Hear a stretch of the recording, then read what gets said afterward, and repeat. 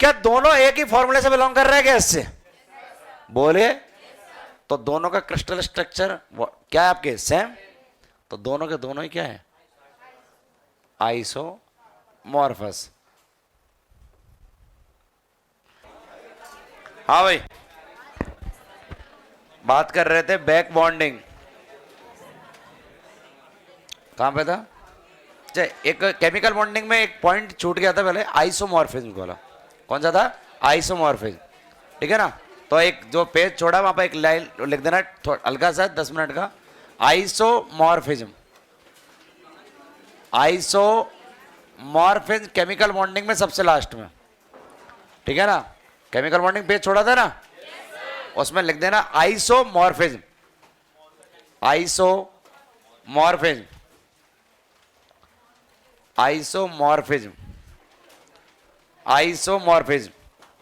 इसमें आइसोमॉर्फिज्म जो है, यहां पर बोलते हैं कि कोई भी दो आयनिक कंपाउंड आइसोमॉर्फस होंगे यदि उनकी क्रिस्टल स्ट्रक्चर सेम होगी। तो आप लोग ये लाइन लिखेंगे, if two ionic compounds, if to ionic compounds, if two ionic compounds are isomorphous, are isomorphous if they have same crystal structure। क्या लिखा आपने? एक minute. if two compound, if two ionic compound, F को हटा दो फिर, F2 हटा दो फिर आगे से। Ionic compounds are isomorphous, ionic compounds are isomorphous if they have same crystal structure, if they have same crystal structure. यदि कोई कंपाउंड आपके आइसोमॉर्फस तब बोला जाएगा जब उनकी क्रिस्टल स्ट्रक्चर क्या होगी? सेम होगी। क्या होगी? Crystal structure same. देखेंगे यहां पर दूसरी बात, एक और पॉइंट लिखना, अगला पॉइंट लिखना, सेकंड पॉइंट लिखना। If two ionic compounds,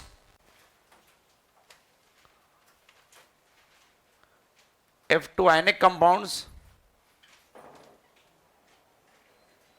are isoelectronic, are isoelectronic, or isoelectronic with respect to ions, with respect to ions, with respect to ions, and ionic compounds having same number of ions, and ionic compounds having same number of ions, same number of ions, then they are also isomorphous, then they are also isomorphous, then they are also isomorphous। देखिए पहली बात example में मैं लिख रहा हूं यहां पर, क्रिस्टल स्ट्रक्चर की बात करूं तो मैंने लिखा यहां पर एग्जांपल नंबर फर्स्ट, जैसे मैंने लिखा MgSO4 7H2O, और मैं लिख दो FeSO4 7H2O। ठीक है ना? ये दोनों है। क्या ये दोनों, इसको मैं बोलता हूं एप्सम सॉल्ट। क्या बोलता हूं इसको? और इसको बोला जाता है ग्रीन विट्रियोल। कॉमनली क्या बोला जाता है? जैसे copper sulphate blue vitriol, H2SO4 oil of vitriol, sulphate के लिए जनरली विट्रियोल टर्म यूज लिखते। क्या ये दोनों इस फॉर्मूले से, इस क्रिस्टल स्ट्रक्चर से बिलोंग कर रहे हैं क्या? MSO4.7H2O। हाँ है ना? क्लियर बात? कोई कन्फ्यूजन? तो ये दोनों के दोनों क्या आपके? आइसोमॉर्फस। क्या ये? आइसोमॉर्फस। देखो आप लोग एक ही क्रिस्टल फॉर्मूला, क्रिस्टल स्ट्रक्चर से बिलोंग कर रहे कि नहीं कर रहे? बोले कोई कन्फ्यूजन? जैसे मैं दूसरी बात लिखता हूं, all alums are isomorphous, all alums are isomorphous, isomorphous, all alums are isomorphous। देखेंगे यहां पर ऑल एलम्स आर आइसोमॉर्फस। जैसे एलम्स का general formula of alum, general formula of alum आप लोग लिखोगे M2SO4 M2-SO4 का होल थ्राइस 24H2O, ये जनरल फॉर्मूला होता है। यहां पर M बराबर होता है मोनोवेलेंट कैटायन और M- बराबर होता है ट्राइवेलेंट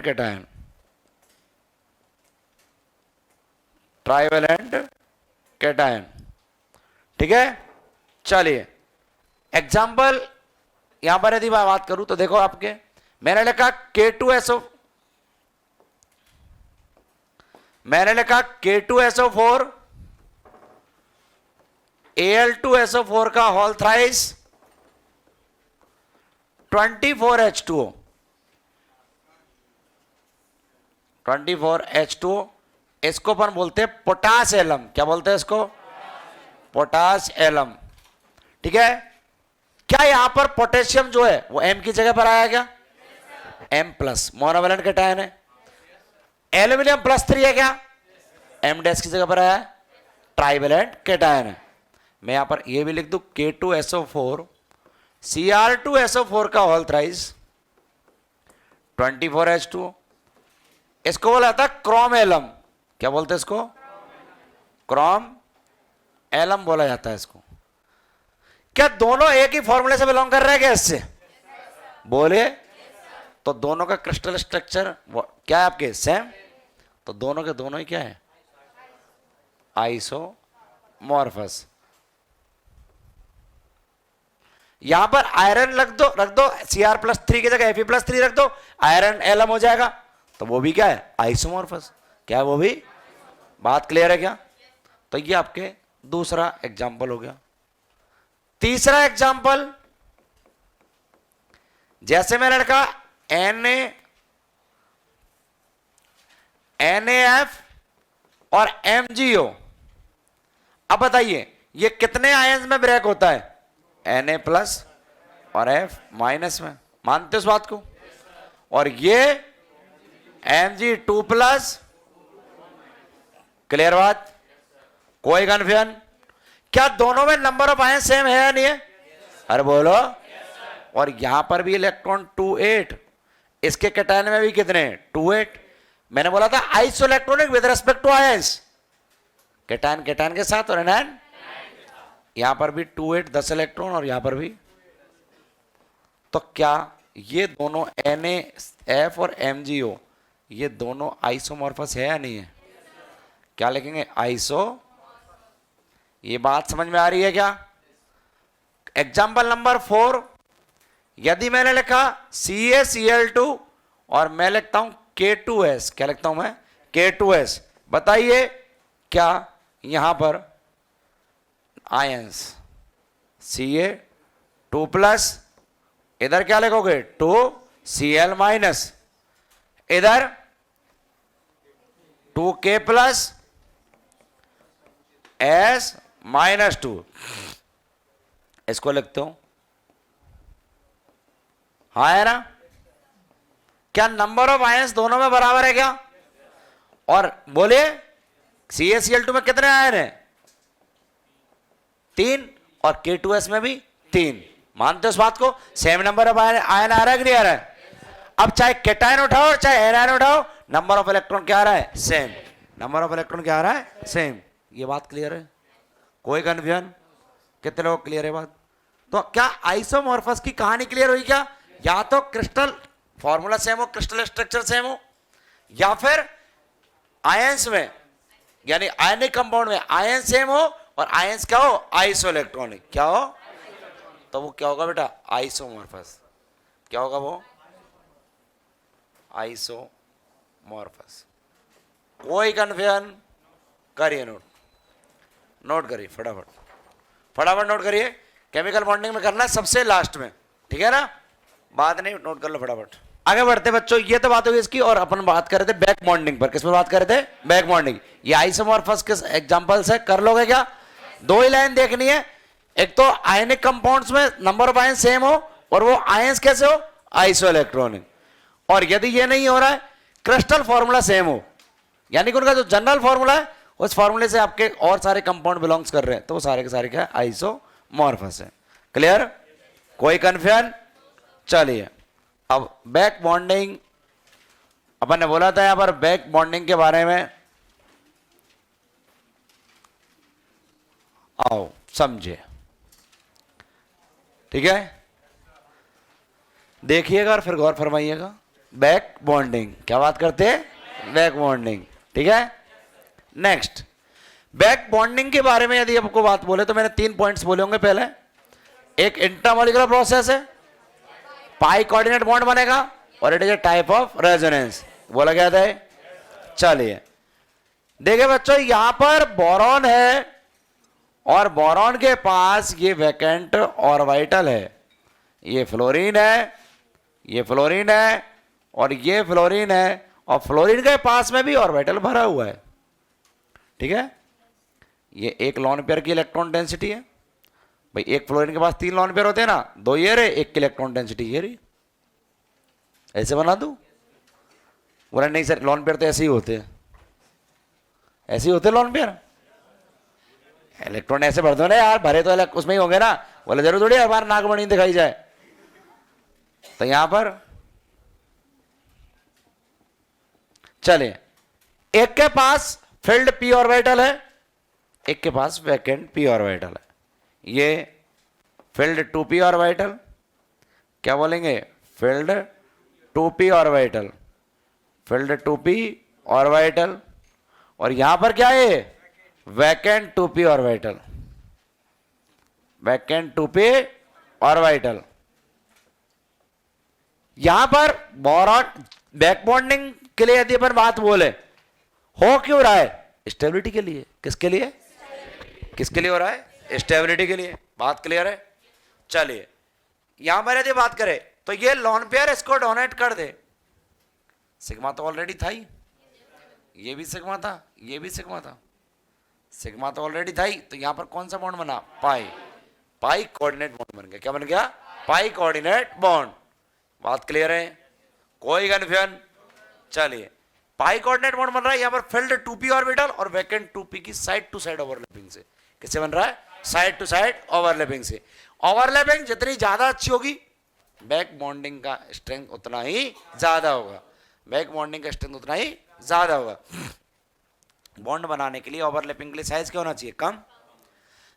ये बोल सकते हैं डेल्टा ईएन का डिफरेंस ज्यादा होना चाहिए, डेल्टा ईएन का डिफरेंस, क्योंकि डिफरेंस ज्यादा होगा तो बॉन्ड लेंथ ऑब्वियसली क्या हो जाएगी, कम।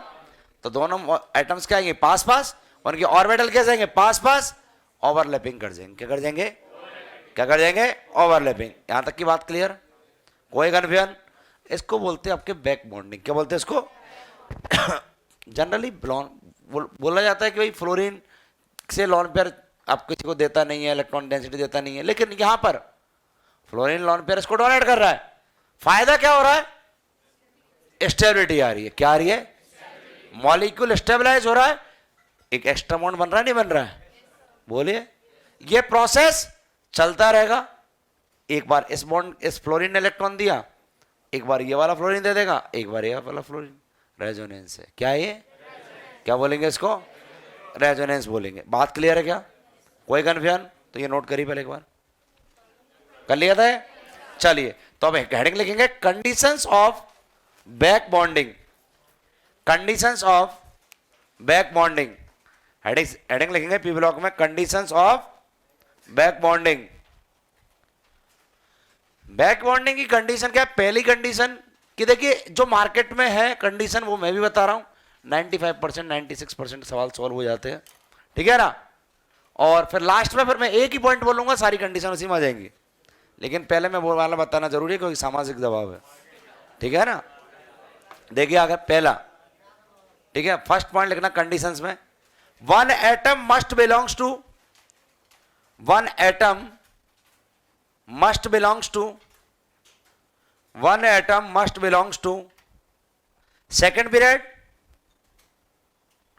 one atom must belongs to second period, and another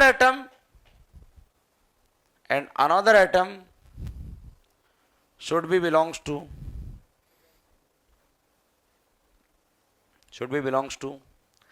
second period or third period, second period or third period,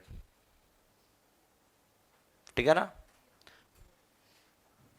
in molecule यानी कोई मॉलिक्यूल में एक एटम तो सेकंड पीरियड से बिलोंग करना चाहिए, दूसरा सेकंड का भी हो सकता है और थर्ड का भी हो सकता है. सेकंड कंडीशन लिखेंगे, one atom must have vacant orbital,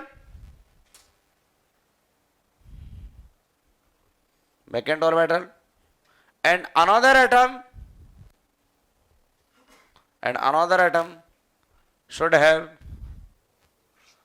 lone pair oblique negative charge,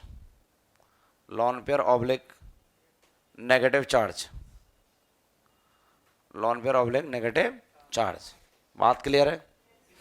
कोई कन्फ्यूजन? ये दो कंडीशन है मैन, यही दो कंडीशन चलती है. अब हम लोग बात करेंगे यहां पर टाइप्स ऑफ बैक बॉन्डिंग की. किसकी बात करूंगा मैं? टाइप्स ऑफ बैक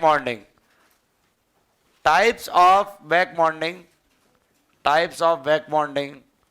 और बैक बॉन्डिंग के टाइप्स में फर्स्ट डायरेक्ट हेडिंग लिखेंगे P pi back bonding. P pi back bonding. P pi back bonding. P pi back bonding. P pi back bonding.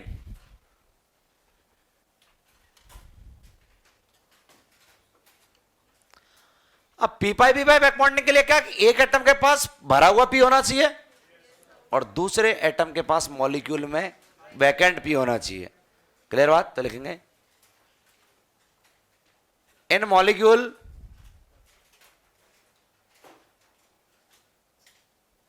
one atom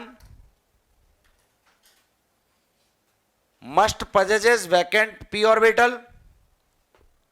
One atom must possesses vacant p orbital, and another atom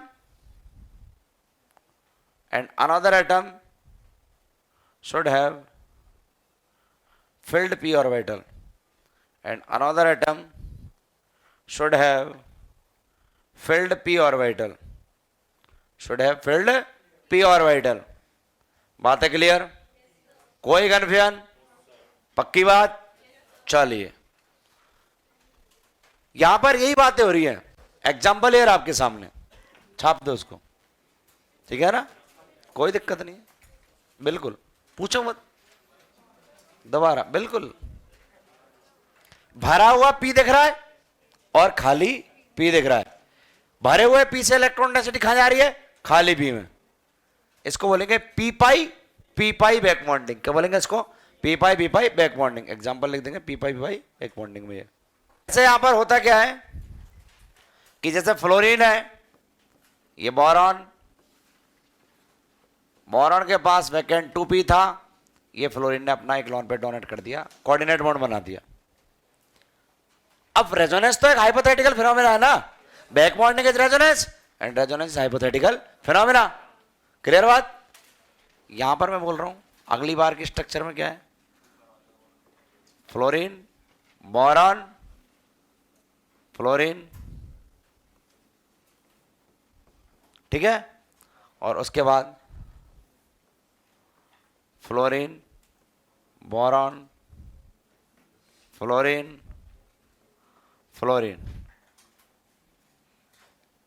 देखिए यहां पर क्या ये वाले structures बनेंगे नहीं बनेंगे? बोलिए. और ये वाला प्रोसेस चलता रहेगा. यदि मान लीजिए यहां पर मैं बोलूं तो ये तीनों के तीनों क्या है? रेजोनेटिंग. क्या है? Resonating structure. रेजोनेटिंग स्ट्रक्चर है. और यदि यहां पर बोरॉन फ्लोरीन बॉन्ड ऑर्डर पूछा जाए, बोरॉन फ्लोरीन बॉन्ड ऑर्डर पूछा जाए आप लोगों से बेटा, तो कोई भी मैंने आपको वैसे ही तरीके बताया, डायरेक्ट या तो 1+π/σ चिपका दो, बिना स्ट्रक्चर बनाए यहीं से निकल जाएगा। देखो 1+π/σ, एक सिग्मा, दो सिग्मा और एक पाई, क्लियर बात। और यहां पर यदि अपन बात करें तो देखिए, यदि अपन इधर बोले यहां पर, तो यहां पर देखिए ये वाला बॉन्ड मैंने फिक्स किया, ये वाला बॉन्ड फिक्स किया, ये वाला बॉन्ड फिक्स किया और ये वाला बॉन्ड फिक्स किया। मैंने आपको इस तरीके से भी बोरॉन फ्लोरीन बॉन्ड ऑर्डर निकालना सिखाया था क्या? चलिए, इस बॉन्ड में यहां पर कितने बॉन्ड आ रहे बोरॉन फ्लोरीन के बीच में? 2, इस वाले में 1, इस वाले में 1, टोटल स्ट्रक्चर 3, बॉन्ड ऑर्डर आपके 4/3 1.33 आएगा। हाँ है ना बच्चों? एक बात बताइए, क्या इस स्ट्रक्चर को देख के, अकेले इस स्ट्रक्चर को देख के आप लोग बोल सकते हो कि सारी बॉन्ड लेंथ इक्वल है? नहीं। क्या एक से ज्यादा स्ट्रक्चर की जरूरत पड़ेगी? इसका मतलब रेजोनेंस है, इसका मतलब रेजोनेंस है। और यदि बच्चों यहां पर बात की जाए तो मैं इसका एक रेजोनेंस हाइब्रिड बनाऊं तो बोरॉन यानी फ्लोरीन, बोरॉन, फ्लोरीन, फ्लोरीन, और यहां पर आएगा partial double bond character. Clear बात? और इसको आप लोग बोलते हो रेजोनेंस हाइब्रिड। क्या बोलते हैं इसको? Resonance hybrid. नोट करिए, रेजोनेंस हाइब्रिड, नोट करिए। बात नहीं, ये उसके बाद में लिखना है, लेकिन रेजोनेटिंग स्ट्रक्चर के बाद में। बोल, हाँ बोल सकते हो, कोई दिक्कत नहीं, ठीक है ना। इक्विवेलेंट रेजोनेटिंग, एटम तो सेम ही है तीनों तरफ। नेक्स्ट बड़े देखते आगे। हाँ ठीक है, मान लिया मैंने जादू, अब यही करते रहोगे क्या? नेक्स्ट आगे देखो, एक बात लेते हैं, ये तो एग्जाम्पल नंबर 1 हो गया। क्या हो गए? Example number 1। सेकेंड एग्जाम्पल हम बात करते हैं इनऑर्गेनिक बेंजीन। क्या बात करते हैं? इनऑर्गेनिक बेंजीन की बात करते हैं। यहां पर देखेंगे सब लोग तरीके से। पहली बात देखो इधर, समझे। Second example inorganic benzene, inorganic benzene, inorganic benzene, borazine भी बोलते हैं। क्या बोलते हैं? बोराजीन। क्या बोल दूं उसको? बोराजीन है ये। क्या है ये? और बोराजोल भी है, बोराजोल भी बोला जाता है इसको। क्लियर बात? और एक होता है बोराजोन, वो होता है इनऑर्गेनिक ग्रेफाइट। क्या होता है वो? इसका फॉर्मूला B3N3S6, B3N3S6। देखेंगे आप लोग इधर 11th NCERT पार्ट 2 में, पी ब्लॉक में, ग्रुप 13 में ये गिवन है, ठीक है। समझेंगे और ध्यान देंगे। यदि बच्चों मान लीजिए मैंने लिखा यहां पर नाइट्रोजन, मैंने लिखा यहां पर आपके बोरॉन, मैंने लिखा नाइट्रोजन, नाइट्रोजन, बोरॉन, बोरॉन और नाइट्रोजन, ये हाइड्रोजन, ये हाइड्रोजन, हाइड्रोजन, हाइड्रोजन, ये हाइड्रोजन, ठीक है। आप सबको मालूम है कि बोरॉन के पास वैकेंट ऑर्बिटल है, इसके पास, क्लियर है बात? बोरॉन के पास वैकेंट ऑर्बिटल है और इसके पास लोन पेयर है। वैकेंट ऑर्बिटल यदि मैं यहां पर दिखाऊं कुछ इस तरीके से, ये क्या है? वैकेंट ऑर्बिटल, वैकेंट ऑर्बिटल, ये इनऑर्गेनिक बेंजीन है। यहां पर यदि बार बात करें तो क्या ये लोन पेयर इसको डोनेट कर सकता है क्या? ठीक है, ये लोन पेयर और ये लोन पेयर क्या जस्ट लाइक बेंजीन दिखेगा? Inorganic benzene heterocyclic compound, heterocyclic compound, cyclic structure बनाने वाले सभी एटम डिफरेंट हो तो ऐसे कंपाउंड को बोला जाता है हेट्रोसाइक्लिक। क्लियर बात? ऑर्गेनिक बेंजीन में सारी साइक्लिक स्ट्रक्चर कार्बन बनाते हैं, इसलिए इनको होमोसाइक्लिक या कार्ब साइक्लिक बोला जाता है। क्या बोला जाता है? Carb cyclic. क्लियर बात? कार्बन बना रहा है इसलिए कार्ब साइक्लिक बोल रहा हूं। क्लियर है? अब आगे देखेंगे, यहां पर ये वाला प्रोसेस हो रहा है तो क्या यहां पर बैक बॉन्डिंग नजर आ रही है क्या? बोलिए, दोनों एटम सेकंड पीरियड के है क्या? कंडीशन ये थी एक सेकंड पीरियड का और दूसरा सेकंड या थर्ड का हो सकता है, यहां तो दोनों ही सेकंड के हो जाएगा। और एक के पास वैकेंट ऑर्बिटल और एक के पास लॉन पेयर। क्लियर बात? ये लॉन पेयर अपने इलेक्ट्रॉन डेंसिटी इधर दे देगा। कोई दिक्कत है किसी को? यदि मैं यहां पर इसका कुछ इस तरीके से बनाऊं, बोरॉन नाइट्रोजन, बोरॉन बोरॉन, ये प्रिंटिंग एरर है ना, बोरॉन और ये नाइट्रोजन, ये hydrogen hydrogen hydrogen hydrogen hydrogen और ये हाइड्रोजन। अब देखिए एक कोऑर्डिनेट बॉन्ड इधर, एक कोऑर्डिनेट बॉन्ड इधर और एक कोऑर्डिनेट बॉन्ड इधर। अगली जो स्ट्रक्चर बनेगी उसमें रेजोनेंस हो जाएगा। बोले ये बॉन्ड शिफ्ट हो जाएगा, ये बॉन्ड इधर जो बन रहा है वो उधर भी तो बन सकता है। नाइट्रोजन का लोन पेयर उसकी मर्जी, इसको दे या उसको दे, उसके दोनों तरफ तो भिखारी बैठे हुए हैं कटोरा लेके, वैकेंट और वाइटल। क्या बोलेंगे? वैकेंट और वाइटल। बोलो। और मांग रहे ये देना नाइट्रोजन। समझ आई बात? इसने बोला ले। क्लियर बात? ऐसे कर दिया। अब यहां पर क्या बोला मैंने? Boron nitrogen nitrogen, boron boron, nitrogen hydrogen hydrogen hydrogen hydrogen hydrogen hydrogen. खत्म ही नहीं होने का नाम नहीं ले रही। आगे देखो यहां पर क्या करूं मैं, ये इस तरीके का एक कोऑर्डिनेट बॉन्ड इधर बना दिया, ये इधर बना दिया और ये इधर बना दिया। क्या ये दोनों रेजोनेटिंग स्ट्रक्चर है? क्या बोलेंगे इनको? Resonating structure. क्या बोलेंगे इनको? Resonating structure. ये रेजोनेटिंग स्ट्रक्चर है। बात क्लियर है क्या?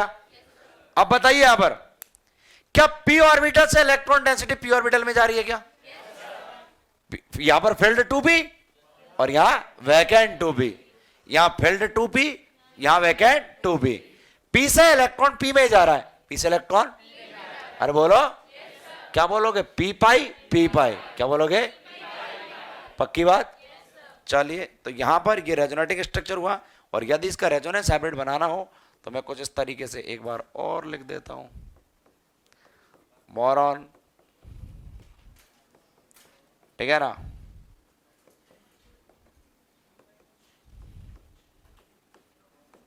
ठीक है। और अब यहां पर जो हाइब्रिड बनेगा उसमें ऐसा लगेगा कि सारी इलेक्ट्रॉन डेंसिटी बराबर डीलोकलाइज्ड है। क्या बोलेंगे इसको? Resonance hybrid. क्या बोलेंगे इसको? Resonance hybrid. Resonance hybrid. करिए नोट। इनऑर्गेनिक बेंजीन ज्यादा रिएक्टिव है या ऑर्गेनिक? इनऑर्गेनिक। कौन सी ज्यादा रिएक्टिव है? Inorganic. Due to presence of polar covalent bond, due to presence of polar covalent bond, inorganic benzene is more reactive than organic benzene. मैं यहां पर बोलूंगा inorganic benzene, inorganic benzene is more reactive than organic benzene। बता देना अगली class में PK sir को। Organic benzene than organic benzene than organic benzene due to presence of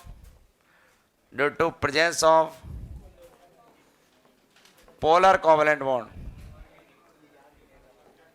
polar covalent bond. बता देना एमके वाली बेंजीन ज्यादा रिएक्टिव है। समझ आई बात? समझ आई? क्या बोलेंगे? Due to presence of polar bond, polar covalent bond. Nitrogen के फील्ड इलेक्ट्रॉन डेंसिटी बोला जाता है, ठीक है ना? हाँ, मैं इलेक्ट्रॉन डेंसिटी की बात कर रहा हूं, ठीक है ना? वो लॉन पेयर की इलेक्ट्रॉन डेंसिटी वो 2s में, किसमें? 2s में। और यदि हाइब्रिडाइज्ड करा देगा तो p के करेक्टर आ जाएंगे नहीं आ जाएंगे? समझ ये बात? तो अपन फील्ड 2p बोलना है अपन को, तो ठीक है। अपन एटॉमिक स्टेट में थोड़ी पढ़ रहे हैं, मॉलिक्यूलर स्टेट पढ़ रहे हैं। मॉलिक्यूलर स्टेट में तो वो हाइब्रिडाइज्ड होगा ही होगा।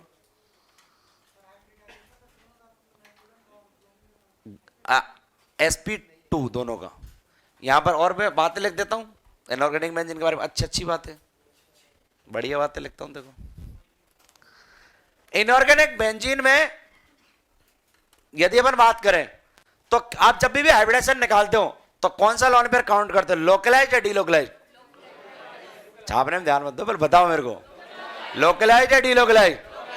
लोकलाइज काउंट करते, क्या काउंट करते हैं? Delocalise count. क्या इस लोन पेयर को हाइब्रिडाइजेशन में काउंट करोगे? नहीं, क्योंकि ये डीलोकलाइज तो है, बैक बॉन्डिंग क्या रेजोनेंस, ये लोन पेयर रेजोनेंस में तो जा रहा है। क्या काउंट करोगे? 1 2 3, 3 सिग्मा। क्या लिखेंगे? मैं B3N3S6 में बोलूंगा कि बोरॉन sp2 हाइब्रिडाइज्ड है इसमें, बोरॉन आपके sp2 hybridised boron, sp2 hybridised boron, hybridised boron, और sp2 hybridised nitrogen, sp2 hybridised nitrogen. और इसमें ऐसा भी बोल सकता हूं कि पी पाई बैक बॉन्डिंग प्रेजेंट है, पी पाई बैक बॉन्डिंग प्रेजेंट, पी पाई बैक बॉन्डिंग प्रेजेंट। ठीक है, चले आगे देखेंगे। अब पूछ रहा हूं मैं ऐसे ही, टेंशन नहीं आ जाते तुरंत। और ये एक ही, कोई ये समझ लेना 3 रेजोनेटिंग स्ट्रक्चर है इसकी, ये और ये एक ही बात है। ठीक है ना, ये और उधर वाला मतलब, ठीक है ना। ये तो समझाया हुआ था कि लोन पेयर कैसे जा रहा है वैकेंट ऑर्बिटल में। तो बैक बॉन्डिंग की क्या पहचान? वैकेंट ऑर्बिटल लोन पेयर निशान। क्या बोलेंगे? बैक बॉन्डिंग की क्या पहचान? वैकेंट ऑर्बिटल लोन पेयर निशान। क्लियर? फ्लोरीन लोन पेयर कहां देगा? बोरॉन वाले डब्बे में। फ्लोरीन ने लोन पेयर कहां दिया? BF3 मॉलिक्यूल में, बोरॉन वाले डब्बे में। अब यह नाइट्रोजन कहां दे रहा है? बोरॉन वाले डब्बे में। बैक बॉन्डिंग की क्या पहचान? वैकेंट ऑर्बिटल लोन पेयर निशान। बैक बॉन्डिंग की क्या पहचान? वैकेंट ऑर्बिटल लोन पेयर निशान। क्लियर बात?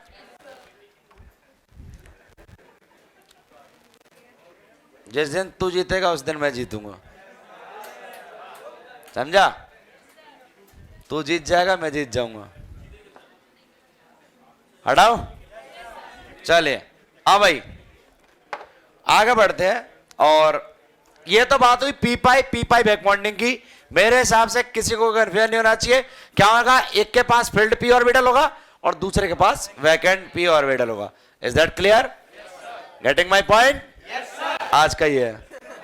चलिए आज ये सीखे मिल लाइन, ठीक है ना? सीख रहा हूं मैं ऐसे ही, बताऊंगा नहीं। अरे मेरे का 25 मैम है क्या? बोल रहा कौन सी मैम से? फर्जी बात कर रहा है। देखो आगे, देखिए आगे, आगे अनऑफिशियली नहीं, आगे देखिए अगला पी पाई डी पाई बैक बॉन्डिंग, पी पाई डी पाई बैक बॉन्डिंग, पी पाई डी पाई बैक बॉन्डिंग, पी पाई डी पाई बैक बॉन्डिंग।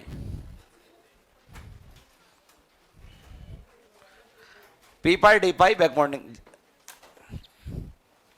पी पाई डी पाई बैक बॉन्डिंग। दो बातें यहां पर, एक बात है जो मार्केट में चलती है, एक बात है जो आपकी क्लास में चलेगी, ठीक है? फिल्ड 2p ऑर्बिटल, यानी कि यहां पर क्या होगा? एक एटम के पास फिल्ड p ऑर्बिटल, 2p में नहीं बोल रहा हूं मैं, p ऑर्बिटल। क्या बोल रहा हूं मैं? फिल्ड 2p और फिल्ड p ऑर्बिटल, ठीक है ना? यहां पर ऐसे बोल दो, one atom having field p orbital, and another atom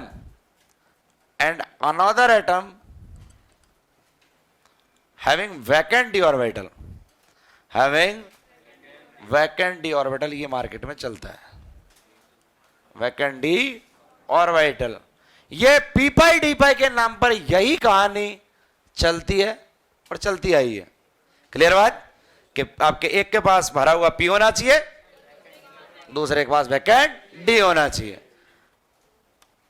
one atom having field D orbital, उल्टा भी तो हो सकता है, माना थोड़ी क्या किसी ने, field D orbital and another atom having vacant p orbital, vacant p orbital, ऐसा भी हो सकता है, ऐसा भी हो सकता है, और एनसीईआरटी में ही दिखाया जाएगा, एनसीईआरटी में ही दिखाया जाएगा। ये है, एनसीईआरटी में नहीं होता तो मैं नहीं लिखता, एनसीईआरटी के दायरे में रह के चीजें चल रही है, समझ आ रही बात। यहां पर ये सिनर्जिक बॉन्डिंग नाम का एक कॉन्सेप्ट पढ़ते हो कोऑर्डिनेशन कंपाउंड में, ठीक है, वो आपके इस टाइप की ही सिनर्जिक बॉन्डिंग भी तो एक बैक बॉन्डिंग ही है, सिनर्जिक बॉन्डिंग भी तो एक तरीके क्या है, बैक बॉन्डिंग, और वो इस टाइप की बैक बॉन्डिंग वहां दिखाया जाएगा, समझाया जाएगा। क्लियर बात। अभी मैं केवल इसी पर बात करूंगा जो पी पाई डी पाई कॉमन चलता है, ठीक है ना, नोट करिए। चलिए बढ़ते आगे। हाँ भाई देखिए आगे, देखो देखो समझो, आओ चीजों पे गौर करिए। देखिए यहां पर यदि इस तरीके से लिखा जाए, यहां पे नाइट्रोजन, एग्जाम्पल लिख रहा हूं मैं, नाइट्रोजन, अरे भाई बात नहीं, नाइट्रोजन और ये लॉन पेयर है, और मैं लिख दूं यहां पर SiH3 का होल थ्राइस, SiH3 का होल थ्राइस। एक एटम सेकंड पीरियड का है, अरे बोलो है, और आपके सिलिकॉन थर्ड पीरियड का है, बोले। मैं और थोड़ा सा सिंप्लीफाइड कर देता हूं, इसको ऐसे लिख दूं, आराम से देखेगा। नाइट्रोजन के पास ये लॉन पेयर, ठीक है, ये SiH3 और ये SiH3। मुझे एक बात बताओ, यहां पर क्या ये सिलिकॉन, ये वाला तीनों के पास वैकेंट 3D ऑर्बिटल है या नहीं है? Vacant 3D orbital, vacant 3D orbital, और यहां पर फिल्ड p ऑर्बिटल है क्या? इसके पास क्या है? फिल्ड p ऑर्बिटल, बोलिए, फिल्ड p ऑर्बिटल। मुझे एक बात बताओ, अब यहां पर समझो, क्या यहां पर फिल्ड p ऑर्बिटल, एक एटम सेकंड पीरियड का होना चाहिए, है, दूसरा सेकंड या थर्ड दोनों का हो सकता है, दोनों में से किसी एक का भी हो सकता है, तो मतलब यह थर्ड का है, मतलब कंडीशन पहली फुलफिल हो रही है। सेकंड कंडीशन पर आएंगे, एक के पास लॉन पेयर और एक के पास वैकेंट ऑर्बिटल, तो वो भी है। क्लियर बात। सेकंड पीरियड का एलिमेंट है और उसके पास उसका ऑक्टेट इनकंप्लीट है, सेकंड पीरियड का एलिमेंट और ऑक्टेट इनकंप्लीट हो तो वैकेंट ऑर्बिटल जरूर होगा। थर्ड पीरियड का है, फोर्थ पीरियड का है, फिफ्थ पीरियड का है, सिक्स पीरियड का है, ऑक्टेट कंप्लीट है, फिर भी वैकेंट ऑर्बिटल होगा। वैकेंट कौन सा होगा? D orbital. कौन सा होगा? बात क्लियर है क्या? अरे बोलो, कोई कन्फ्यूजन? तो मुझे एक बात बताइए, जो लॉन पेयर सामने लिखा है, ये जो नागमणि दिख रही है, ये लोकलाइज्ड है डीलोकलाइज्ड है? डीलोकलाइज्ड। कैसा है? क्योंकि यहां पर बैक बॉन्डिंग प्रेजेंट है, बैक बॉन्डिंग, और कौन सी वाली बैक बॉन्डिंग है? पी पाई डी पाई। क्या बोलोगे? पी पाई। बात समझ आ रही है क्या? बोलिए, कौन सी है? पी पाई। पी से इलेक्ट्रॉन कहां पर आ रहा है? डी में। क्या बोलेंगे? पी पाई डी पाई। क्या बोलेंगे? क्लियर बात? कोई कंफ्यूजन? पक्की बात है? चलिए अब मुझे एक बात का जवाब दो। यहां पर जब बैक बॉन्डिंग होगी तो इस वाले लॉन पेयर को क्या बोलोगे? Delocalised lawn pair. क्या बोलेंगे इसको? Delocalised lone pair.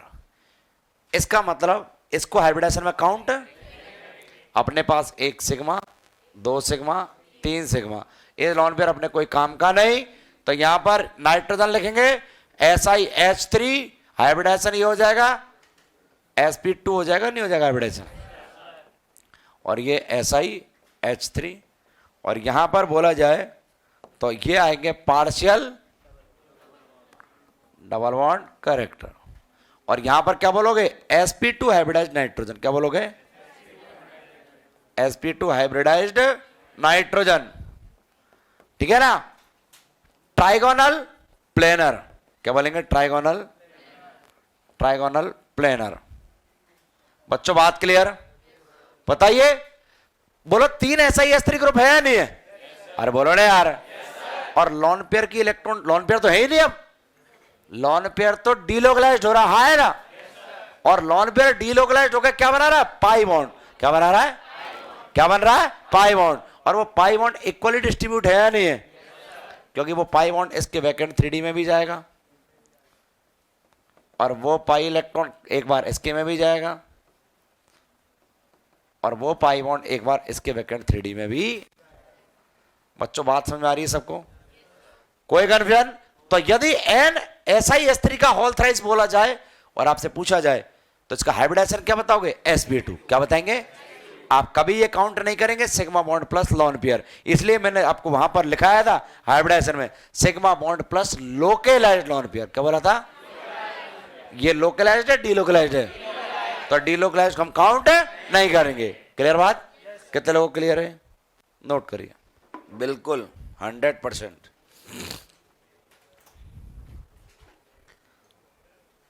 ये वैसे ही है जैसे आप लोग पायरोल पढ़ते हो, एनिलीन पढ़ते हो, तो अब नाइट्रोजन का लॉन पेयर उसका हाइब्रिडेशन काउंट थोड़ी ना करते हो, जबकि पिरिडीन का लॉन पेयर काउंट करते हो, क्योंकि पिरिडीन वाला लोकलाइज्ड होता है, समझ रही हो। तो बिल्कुल सेम वही पैटर्न है। और रेजोनेंस ही तो है, बैक बॉन्डिंग, बैक बॉन्डिंग क्या है, back bonding nothing, back bonding resonance. ये तो मैंने केवल ऐसा दिखाया कि अपन ऐसी गलतियां करेंगे, ठीक है ना, अपन ऐसी गलतियां करेंगे, ये होगा ओरिजिनल, क्योंकि वो लॉन पेयर काउंट ही नहीं करना है, वो डीलोकलाइज्ड है, ठीक है ना। अदरवाइज मैं आपको वहां पर लिख देता पिरामिडल वगैरह sp3 वगैरह, ठीक है ना। और फंस जाते हैं, 4 नंबर कट जाते हैं। वो तो भंडारे का है ना -1, तो मतलब वो तो अपन पेपर सॉल्व करते तो नेगेटिव मार्किंग का भंडारा साथ साथ चलता है, वो है ना, वो तो भंडारा साथ साथ चलता है, वो तो फ्री का प्रसाद है।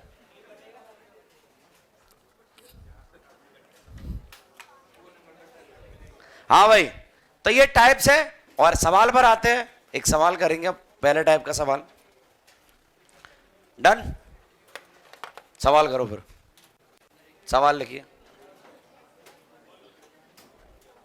नोट हो गया सबका, भाऊ। नेक्स्ट सवाल लिखेंगे, identify type of back bonding in following, identify type of back bonding, identify type of back bonding in following, identify type of back bonding in following, identify type of back bonding in following. आपको ये पहचानना है कि back bonding कौन सी वाली है। Clear बात, देखेंगे इधर एक पी पाई और पी पाई डी पाई। देखने का तरीका क्या, एक के पास फील्ड पी देखना है, वैकेंट पी देखना है, सेकंड पीरियड का एलिमेंट है, ऑक्टेट कंप्लीट है, मतलब वैकेंट ऑर्बिटल, और थर्ड पीरियड का ऑक्टेट कंप्लीट है, फिर भी वैकेंट डी ऑर्बिटल। क्लियर है बात, स्टार्ट करें, चलिए पहला सवाल, BF4 माइनस। यहां पर आप कुछ इसको इस तरीके से सोच पाएंगे, बोरॉन फ्लोरीन फ्लोरीन, पहले BF3 तक था, तब तक बैक बॉन्डिंग थी, एक F माइनस आया, अब ऑक्टेट कंप्लीट हो गया नहीं हो गया, क्या BF4 माइनस की ये स्ट्रक्चर है या नहीं है, अरे बोलो ना यार। बैलेंस सेल में 3 इलेक्ट्रॉन, मोनोवैलेंट सराउंडिंग एटम 4 +1, 8/2 बराबर 4, सराउंडिंग एटम भी 4, टेट्राहेड्रल बनेगा, क्या बनेगा, वो आपके सामने प्रस्तुत कर दिया गया है, ठीक है। अब देखिए ये भी सेकंड पीरियड का और ये भी सेकंड पीरियड का, पहली कंडीशन फुलफिल हो रही है क्या, है बोलो, पहली कंडीशन फुलफिल हो रही है, दूसरी कंडीशन बोलती है कि एक के पास लॉन पेयर वो है और एक के पास वैकेंट ऑर्बिटल वो नहीं है, वो लिखा हुआ है, सब समझ जाएंगे। अब ऐसा नहीं मैंने इसके बाद लोन पेयर नहीं देखा तो इसके बाद नहीं है, ठीक है ना, ये फ्लोरी बिना लोन पेयर वाला फ्लोरीन है, ऐसा बिल्कुल नहीं करें। तो यहां पर क्या बोलेंगे, बीबी एब्सेंट, बैक बॉन्डिंग, क्या बोलेंगे, बैक बॉन्डिंग, क्या है, बीबी एब्सेंट, क्या है, बात क्लियर है क्या, अरे बोलो, पक्की बात, कोई वैकेंट और वाइटल नहीं है, यहां पर बैक बॉन्डिंग एब्सेंट है। दूसरा सवाल आपकी स्क्रीन पर ये रहा, यदि बोला जाए ऑक्सीजन SiH3 लॉन पेयर क्या बैक बॉन्डिंग है तो कौन सी वाली है, क्लियर बात, यहां दो बीबी है, एक पी पाई और एक, तो यहां कौन सी वाली है, पी पाई, यहां पर फिल्ड पी है क्या, और इन दोनों के पास वैकेंट डी है क्या, अरे बोल दो, वैकेंट 3D, वैकेंट 3D और वैकेंट 3D, अरे बोलिए, बताइए, तो क्या लिखो यहां पर, बीबी प्रेजेंट है क्या, बीबी प्रेजेंट है, यहां पर फील्ड 2p ऑर्बिटल है क्या, एक सेकंड पीरियड का है क्या, इधर देखे, छापने में ज्यादा ध्यान ना दे, आपके सेकंड पीरियड का है, एक थर्ड का है, एक सेकंड का और एक दूसरा सेकंड थर्ड का हो सकता है, क्लियर है बात, एक के पास लॉन पेयर और एक के पास वैकेंट ऑर्बिटल, कंडीशन पूरी हो रही है, बैक बॉन्डिंग की क्या पहचान, वैकेंट ऑर्बिटल, क्लियर बात। अब यहां पर बीबी प्रेजेंट है, और कौन सी वाली बीबी प्रेजेंट है, पी पाई डी पाई।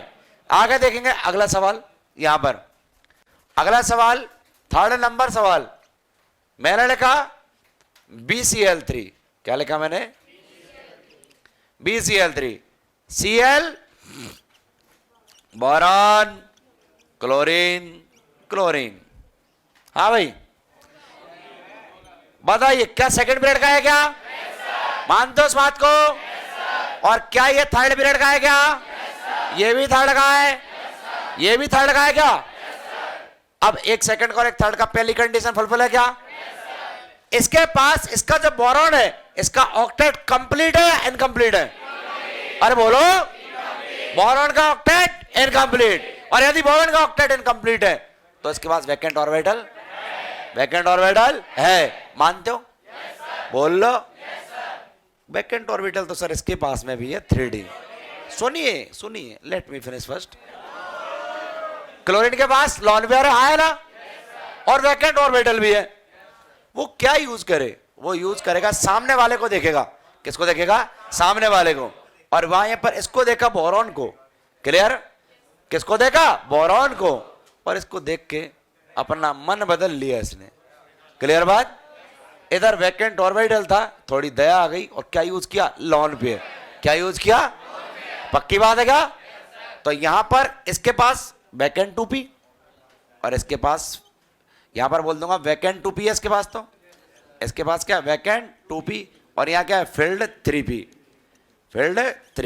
तो एक के पास वैकेंट p और एक के पास फील्ड b, बीबी प्रेजेंट है क्या, अरे बोल दो, कौन सी वाली, पी पाई, कौन सी वाली बीबी प्रेजेंट है, पी पाई, क्लियर बात, बोलिए, आगे बढ़िए, और आप लोग सवाल सॉल्व करेंगे। अब यहां तक तीनों सवालों में किसी को कोई कंफ्यूजन हो, पूछ सकता है, कोई आपत्ति परेशानी समस्या, 1 2 3 डन, आगे बढ़े, अगला सवाल, आप लिखो, मैं सवाल लिखता हूं, मैं भी तो मेरा काम करूं, हाँ भाई, 15 सवाल आपकी स्क्रीन पर है, फटाफट फास्टेस्ट फिंगर यूज करिए, आपका समय स्टार्ट होता है अब,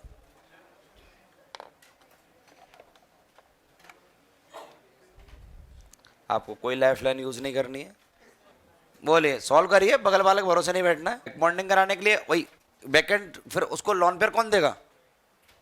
भाई क्लोरीन का यदि वैकेंट ऑर्बिटल यूज करेगा तो बैक बॉन्डिंग में बोरॉन के पास तो लॉन पेयर है ही नहीं, तो फिर क्लोरीन क्या करेगा? अपना लॉन पेयर उसको दे देगा, तो बैक बॉन्डिंग तो हो जाएगी कम से कम। होती नहीं भाई, लॉन पेयर भी तो होना चाहिए ना। हाँ जी बोलिए। हाँ भाई सवाल देखो, 4th नंबर सवाल, एक एलिमेंट सेकंड पीरियड का है, हाँ है ना? और कार्बन भी सेकंड पीरियड का ही है क्या? पहली कंडीशन पूरी हो रही है क्या? एक के पास लॉन पेयर है कार्बन और ऑक्सीजन के पास, लेकिन कार्बन के पास वैकेंट ऑर्बिटल बोलिए, ये बात क्लियर है? बीबी एब्सेंट है, बीबी क्लियर बात? क्या बोलूंगा मैं यहां पर? बीबी एब्सेंट है, क्लियर? आगे देखिए अगला सवाल, कार्बन सेकंड पीरियड का है क्या? और फ्लोरीन भी सेकंड पीरियड का है क्या? क्लियर बात? फ्लोरीन के पास लॉन पेयर भी है, कार्बन के पास नेगेटिव चार्ज भी है, लेकिन वैकेंट ऑर्बिटल किसी के पास? ये बात क्लियर है क्या बच्चों? बात क्लियर है? क्या लिखूं यहां पर? बैक बॉन्डिंग एब्सेंट, कोई कंफ्यूजन? अगला सवाल, अब देखिए इनके पास वैकेंट 3D है, हाँ है ना? अब देखो एक किसका है? सेकंड का। कौन है सेकंड का? कार्बन। थर्ड का कौन है? थर्ड का कौन है? क्लोरीन। बात क्लियर? कार्बन के पास लॉन पेयर नेगेटिव चार्ज है क्या? जो काम नेगेटिव चार्ज कर रहा है वही काम लॉन पेयर भी करे। अब आपके क्लोरीन के पास लॉन पेयर भी है और वैकेंट डी ऑर्बिटल भी है, क्या यूज करेगा? Vacant D orbital. क्यों? क्योंकि यहां पर सामने वाले को देखेगा, हाँ है ना? क्लियर बात? क्लियर? इधर क्या दे रहा था? लॉन पेयर, क्योंकि सामने वाले के पास क्या था? Vacant orbital. इधर सामने वाले के पास क्या? नेगेटिव चार्ज, तो ये अपना क्या यूज करेगा? वैकेंट। क्या लिखूं यहां पर? बीबी प्रेजेंट है क्या? कौन सी वाली? पी पाई डी पाई। ये बात क्लियर? अगला सवाल बोलो, अरे बोल लो, एब्सेंट है क्या? तो बताइए यहां पर नाइट्रोजन सेकंड पीरियड का है ना? अरे फ्लोरीन भी सेकंड का है क्या? नाइट्रोजन पास में लॉन पेयर है, फ्लोरीन के पास में लॉन पेयर है, लेकिन वैकेंट ऑर्बिटल किसी के पास में। बात क्लियर? क्या लिख दूं यहां पर? बीबी एब्सेंट है। चलिए अगला वाला केस बताइए, एब्सेंट है क्या? अरे ये सेकंड पीरियड का है, हाँ है ना? आजू में भी सेकंड पीरियड है क्या? बाजू में भी सेकंड पीरियड है क्या? लॉन पेयर है क्या? लेकिन वैकेंट ऑर्बिटल ना आजू है ना बाजू है। बात क्लियर है क्या? बोल लो। तो क्या बोल दूं यहां पर? बीबी, और वो बीबी एब्सेंट यहां पर भी है क्या? मानोगे क्या? कोई दिक्कत? वो बीबी एब्सेंट यहां पर भी है क्या? प्रेजेंट है एब्सेंट है?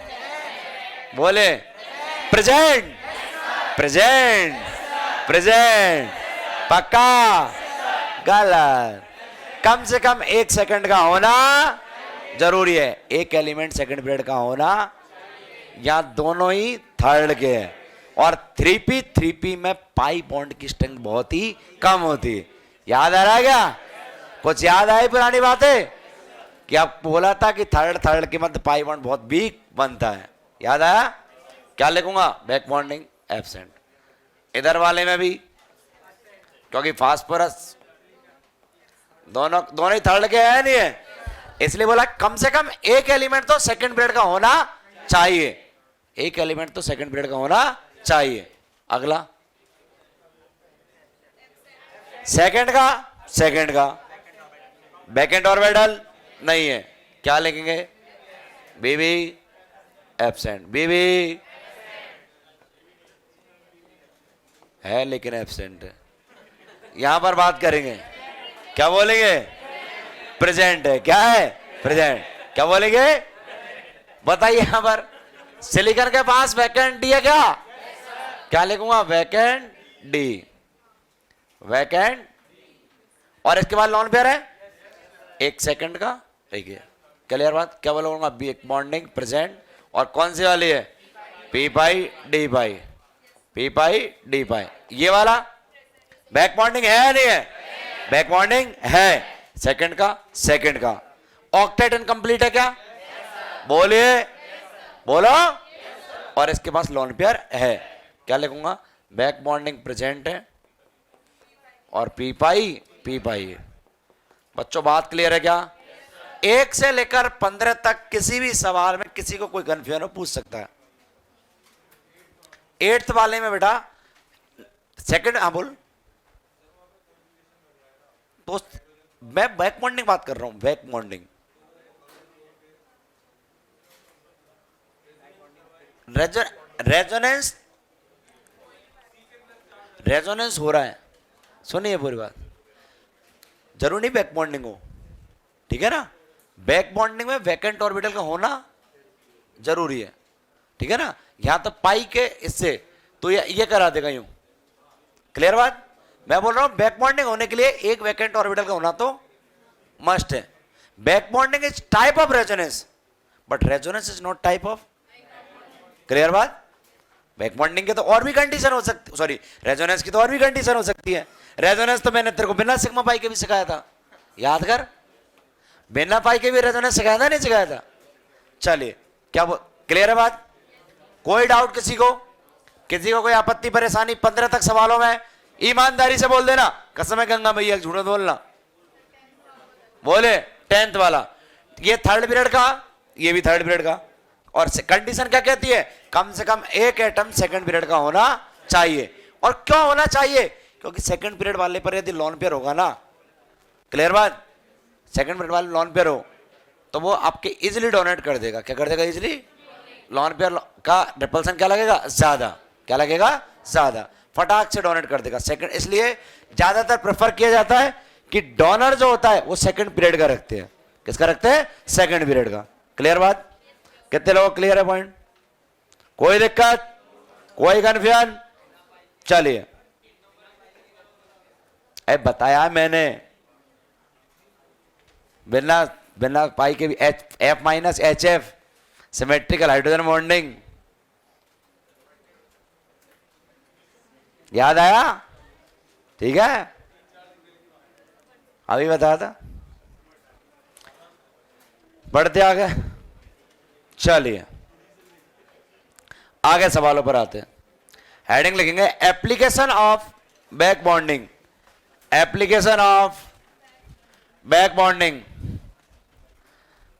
Application of back bonding, application of back bonding, application of back bonding. और पहला एप्लीकेशन है मेरे पास एसिडिक स्ट्रेंथ, पहला है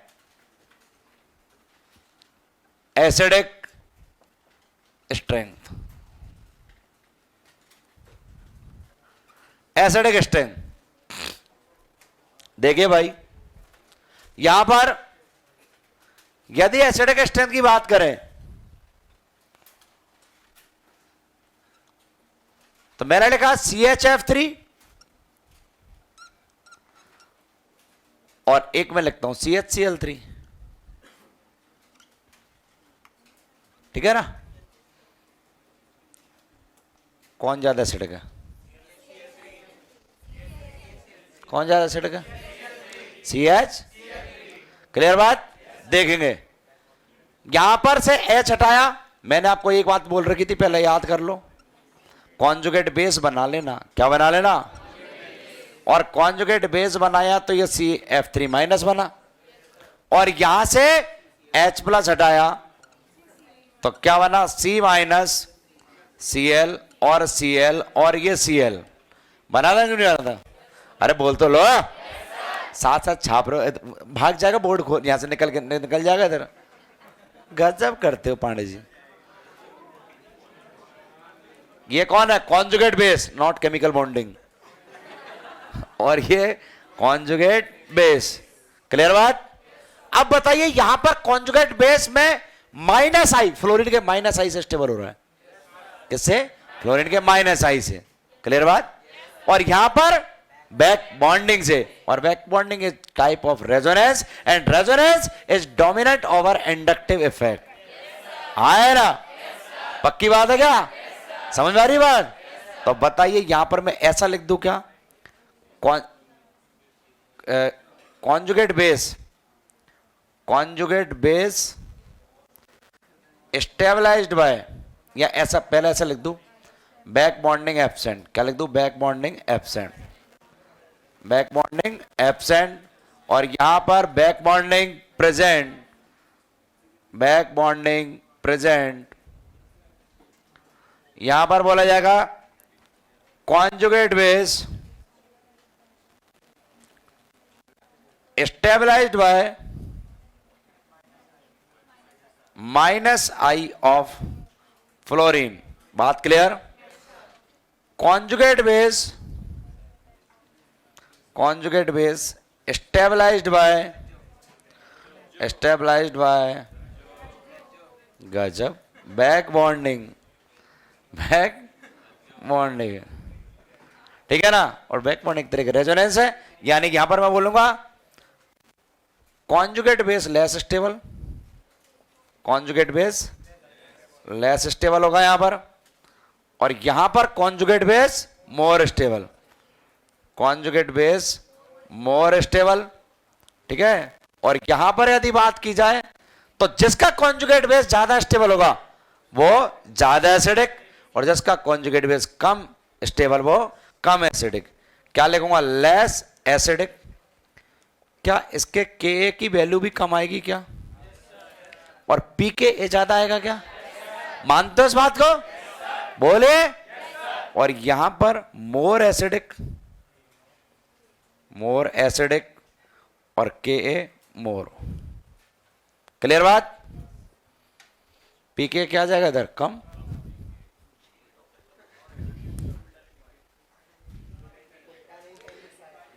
हाँ, इनवर्स होता है के ए, inversely proportional relation, inverse relation होता है के और पीके में।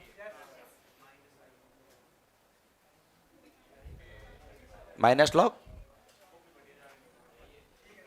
के इनवर्स होता है ना पीके के तो एसिड का डिसोसिएशन कांस्टेंट है, जितना जल्दी H प्लस जाएगा उतना ज्यादा के होगा।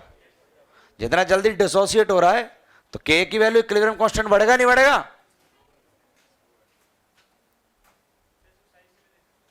कैसे?